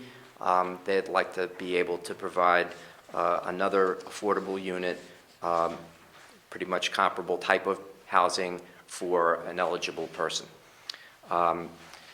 If there's any other questions, Mr. Sullivan, Mr. Preston, and Mr. Cowell are here, and we're happy to answer any questions you might have. Do you have any designs? Yes, ma'am. Did you say that the house that you propose to build now will be the same as the house that you built before? A comparable house, right. Mr. Sullivan has a plan. Well, I want to know what this picture is in here. Right, let me correct you. My name is J. Michael Sullivan. I'm the project architect. I'm just correcting what Phil just said. It's significantly different than the house that was built here years ago, because that is the house we're proposing. Because the house that you built before, to me, certainly does not conform to the neighborhood. Right. I think it's an abomination. It's awful. So. And, wait a minute. He designed it. We proposed at that time that that house that you wanted to build, there was no flood zone, didn't have to worry about water. However, when you built it, look at how high you built it, just because of a concern of water. It's awful. That whole corner is awful. So in response to the concerns that we've heard of that, we have made an effort to design this house to look significantly different. The first floor is not as high. The foundation system around the perimeter of it does have flood mitigation designed as part of the foundation. And the whole format of it, or the framing of the house, as you can see by that picture, is significantly different than the mass. And I think you might be able to see the house that we're referring to that was built 8 years ago previously. It's significantly different than this. These are photographs of a rendering of the house dropped into a photograph of the site that we're looking at. So this is looking down River Street and off of Camden Street. Floor plans that are significantly different than were before. All the mechanical systems are on the first floor, primarily to prevent any kind of problems with flooding in the basement. We've added a significant covered front porch. There's not a front porch on that previous building. 2 gables on the front of the building, so that the orientation of the ridge line is perpendicular to the house that we previously had done. And this is an enlarged area photograph. So this is the photograph that we basically don't like. And so you can see that the ridge line is basically going along the street. Our ridge line is going to be going along River Street. And the parking would be off of River Street, shown in this diagram here. We've shaded in the 2 parking spaces. That's the home, this is the backyard. This toned-in area is handicap accessibly designed.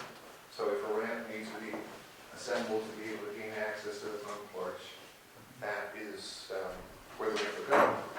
all So of you're the setbacks. saying it would be handicap adaptable, handicap accessible, It's handicap accessible. I see.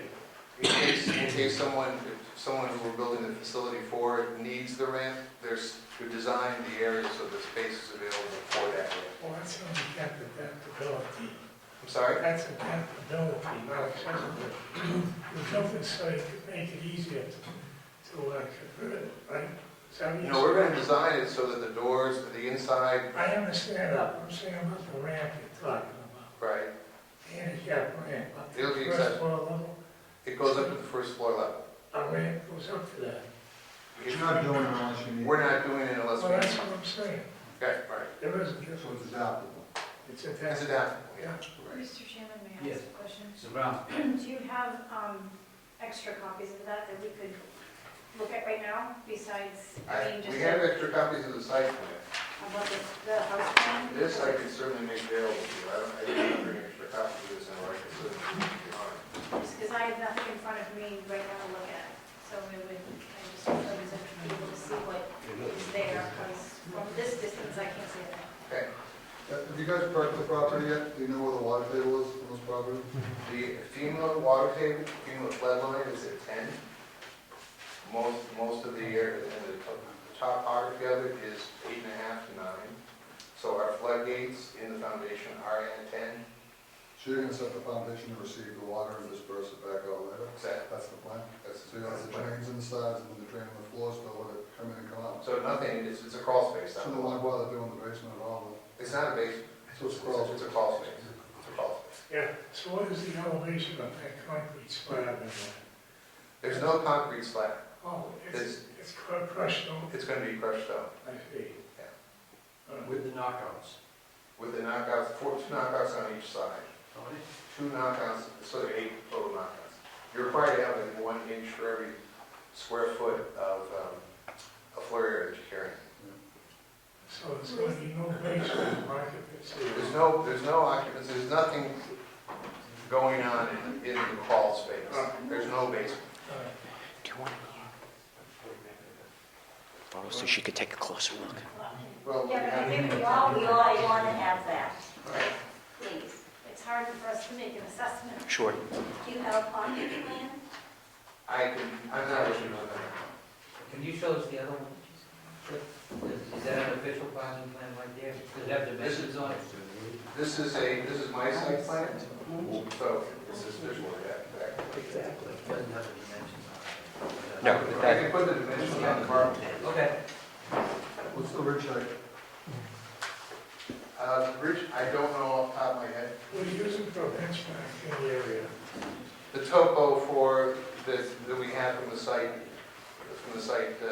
survey, which is typically the topography there is around 8.5 feet to 9 feet above sea level. Yeah. Is that the 1929? No, that survey was done this year. Oh, what?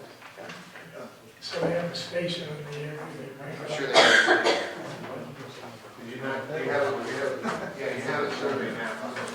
And we do have a topo map we can provide for you Do too. you have any elevations on the opposite side? You know, they're not in the drawings, you don't. I can also provide those for you. And I can make a point of identifying what the ridge height It'd is. be nice just to see it cut. Oh, here we You go. know, section drawing? Oh, there's no section that cuts on this side. Oh, that's what I was saying. That's what I'd like to do. That was part of I don't know if you're going to be able to read it. That was part of the application we submitted. This is what I want. Well, we probably need to get copies. We don't get that. So Jim, I maybe the gave you all petitioner. copies. Yeah, maybe we should copy that. Yeah. I submitted them all. There's all.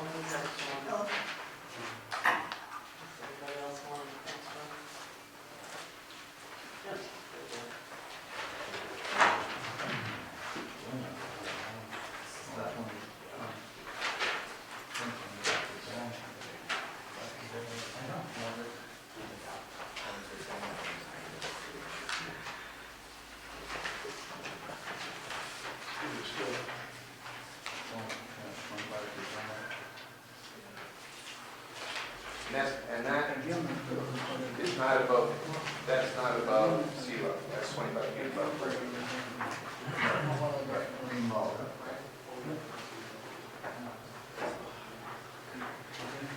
sea level 10, you said? So you're Right, first floor's at 12, so you're almost 3 feet above sea level. We intentionally made Is it. that mean height high, or is that just, No, that's FEMA, that's for the new one, right? yeah.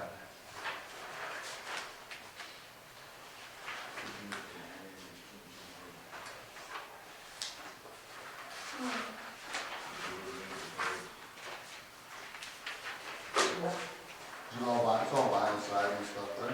It's gonna be right outside.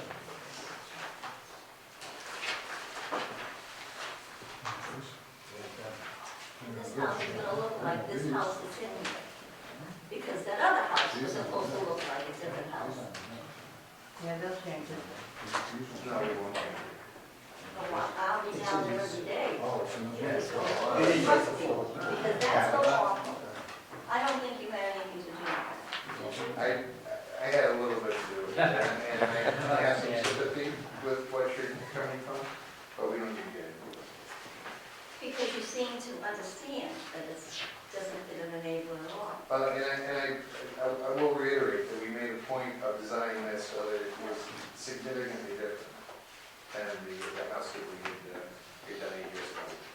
That's because you came once before to this particular lot. And we also heard. And you put a beautiful house in there. I said, oh my God, what a beautiful house. And then somebody You said, got too high. oh, You got too tall. we're not building that house.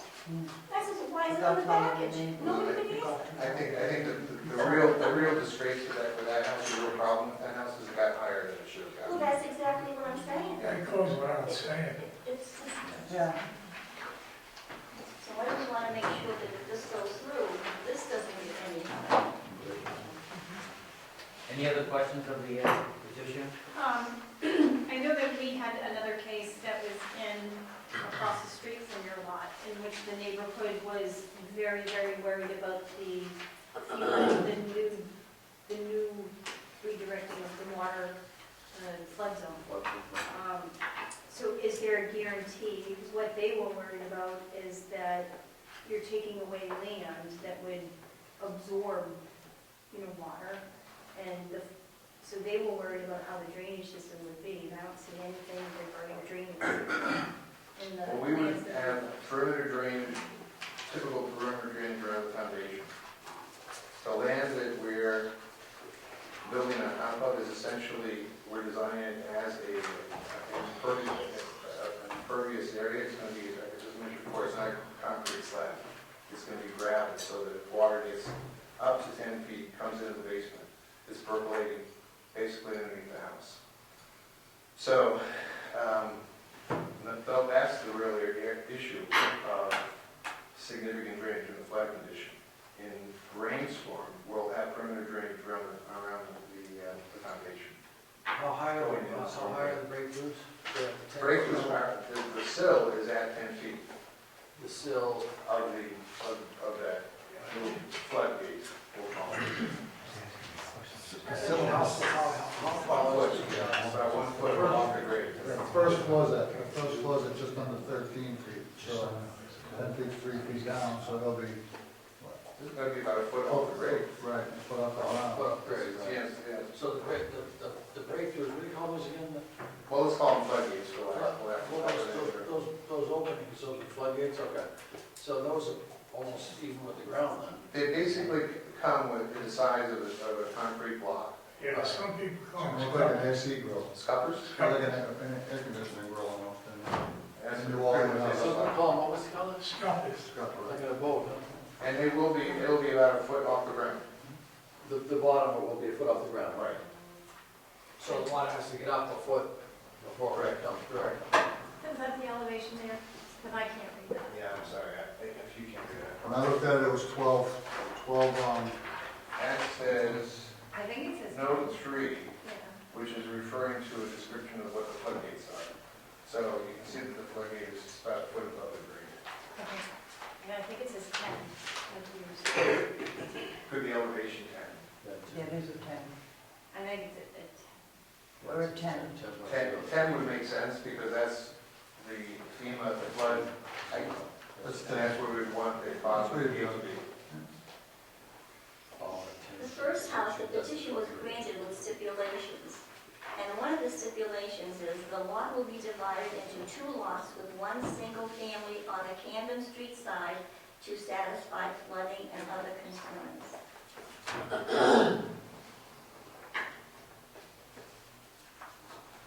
Suggestion that we shouldn't build on this lot. Correct. No, this was a stipulation, I'm just reading it. Well, why would you divide into 2 lots then? That doesn't make logical sense when you divide, why would you divide it all? I'm just reading what's in here. And I agree, but if I were to read that, I would say that it was a division for a specific purpose, and the purpose would be to create 2 lots. And why do you have 2 lots is to Make build. drainage on the other lot. Does everybody understand what they're building here? How they're planning to build it? Well, we haven't seen them. This is a house that's gonna punch into the ground and take up space. This house was built off the ground. Right, like the other one off the ground. 10-inch wide walls, and the water's just gonna pass through the side. Correct, but the other house is built up off the ground as well. How high from grade is that first floor? First floor's 12. How many steps do you need to use to get up to that It'll to the take front door? 4 steps to get up. 4 steps, so you're talking about 5 feet. Yeah, From at grade. max, 5 feet above. This house is 25 feet tall. 25 feet tall from grade or 25 feet grade from sill? 25 feet from grade to the ridge. So it's more, right, because we didn't see the plans, you didn't turn them around, so it's more of a 1.5-story single-family house, similar. Thank you very much. Do you want to just Okay. hang on to it? 1.5 story, similar to single-family houses in the neighborhood now. So I'm gonna take that back, it's 28 feet Yeah, tall. that's kind of what we were told was going to be put on the other one. Yeah. And where is it sited on the lot? How close to the corner? Because You're flipping that around and I couldn't even. I'm sorry, my name is Richard Ramones, I live at 116 River. And I live right next door. And she's right next door. Where is it sited on the lot? Yeah, where's the driveway? So here's the driveway, this would be on River Street. Where's the house? Here's Wait a minute, where's the house? Here's the house. Okay. What's gonna happen to this? This is the area that. Unless we take the roof all off. of the handicap. Yeah, And this is I'll be happy to look at it and see if there's a way The house for us itself to do it. is. That we may be able to do it, but I'm not gonna promise. This is very strange. I don't like the property stakes, I would like to see where this house is gonna be. So this is my driveway. That's the driveway. I don't wanna see it on a piece of paper, I want this. You're gonna have problems. This is my driveway right now. Yes, here's a picture. So this is your house. Here's the open lot. That's why I said. Oh, okay, that's my house. This will be their driveway. Right. So the driveway would be here. The property boundary doesn't change. You're gonna leave the fence there? Yeah. You're gonna leave my, You know, we're happy to talk about it if you want to change. you're gonna leave my wisteria. Because they chopped it down, they put the fence line, and I even asked them who it was when they came in, so I met them for 30 years ago. Well, that's the kind of thing that we have to cover. I was like, bullshit. Would you like me to say anything further to this? Okay, where is the sewer catch basin right now? Catch basin, I think, is about here. About here. So where is their yard? Where is their backyard? The backyard would be. So they're gonna have a sewer in their backyard? Well, there's a drain in the backyard now, Yeah. not a sewer. Well, It's a it's a storm catch drain. basin. It's a storm drain. Okay, now who's gonna clean it out? Because we're inundated with mosquitoes because of that. It's never been cleaned since it was put in. story here. Well, we can talk about that. Okay, now you said in the beginning that this happened a lot when they put this house up, it's supposed to stay bus top. But that's what these things are for. That was. And you didn't do it. And because you didn't do it, because of all the water in here, I have no puddling in my yard because of it. It would strike me that there would be even more puddling if there was. No, because when they had the hot top in there, the hot top went down the storm drain, I had no problem. Are there any other questions on the proposal? Or- My other question is, I was trying to ask what is the setback from River and Cooper? They're gonna stake it out for us too, so you'll be able to see that. So this is the property line. I'm looking at the corner right here because Cooper, Camden, Riverdale, you all know are cut-through streets, you know, and presently there's no stop signs other than one coming out of Heath Place, Heath Court. The cars whip around there, and right now it's great because you can see people have a warning when cars are whipping around this corner. I'm just worried, my concern is if the house is too close to the corner, your sight lines are going to be blocked. Okay, so I can answer the question. The setback against Cooper Street is a conventional 10 feet, so that's a few. But coming down River Street, if I was to put houses further down, I can almost guarantee that they're going to be closer to River Street than this because we're 10 feet, which is the zoning setback for front yard, but we've also, as we were talking about before, accommodated space for a handicap ramp. So that's typically 8 to 9 feet of space. So although I don't have it on this drawing, I would be happy to put it on it. You would be almost 19 feet from the face of the property line, not the sidewalk. The sidewalk's 25 feet. So from the property line, we're almost 19 feet. Setback from river. Right. Okay. So I would say, and if that's a diagram you'd like us to put together, we could. No, I can visualize it. I mean, my guess is other houses are closer to the street than this. Oh yeah, absolutely. I remember when the Crockball's house used to be on that corner, it was a lot closer to the street, but it was further setback from Cooper. It was a lot smaller house. Right, it was set back, so there was more of a view of the corner.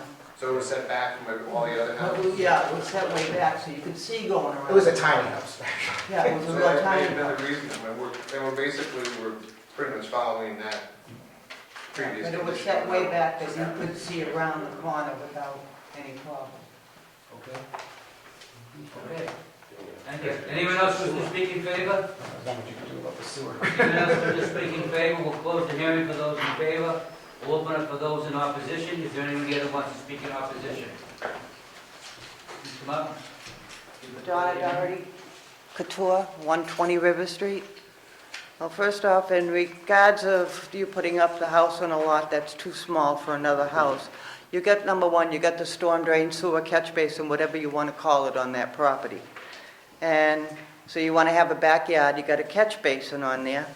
And who's going to clean that? Because Habitat hasn't cleaned it since they've been there, and we are inundated with mosquitoes. All right? And I'm not going to say why a lot of the neighbors won't come anymore because of the show and tell fiasco with the last house. You showed us this cutesy little thing, and then you put up that monstrosity that we all have to live with down there. I mean,